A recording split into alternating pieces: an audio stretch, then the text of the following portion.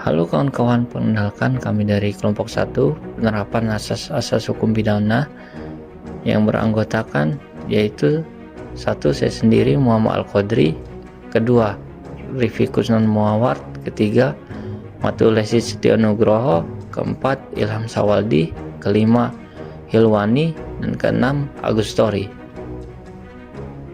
Pada kesempatan kali ini kita akan membahas tentang pembelaan terpaksa melampaui batas. Apa sih pengertian pembelaan terpaksa melampaui batas atau bisa disebut not where excess? Perkataan not artinya darurat, sedangkan pengertian where yang berartikan pembelaan. Hingga secara harfiah, perkataan not where itu dapat diartikan sebagai suatu pembelaan yang dilakukan di dalam keadaan darurat.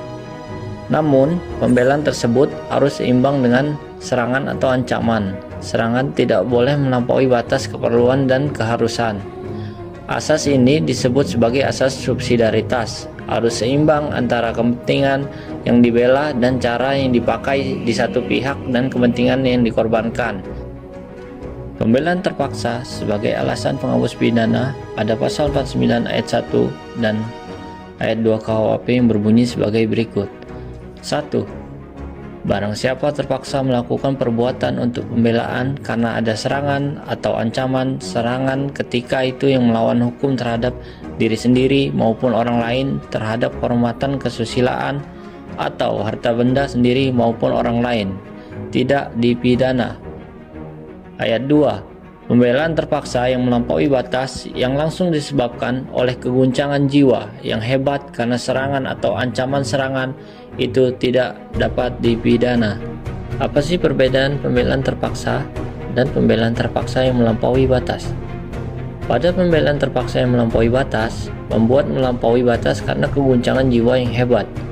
Oleh karena itu, maka perbuatan membela diri melampaui batas itu tetap melawan hukum. Hanya orangnya tidak dipidana karena guncangan jiwa yang hebat. Lebih lanjut, maka pembelaan terpaksa yang melampaui batas menjadi dasar pemaaf. Pembelaan terpaksa atau not where merupakan dasar pembenar karena melawan hukumnya tidak ada. Pada perkara yang kami analisis pada putusan Pengadilan Negeri Biraun nomor 1 Pit B 2022/PN Bir dengan putusan bahwa terdakwa tidak dapat dijatuhkan pidana karena didasarkan pada pembelaan terpaksa yang melampaui batas.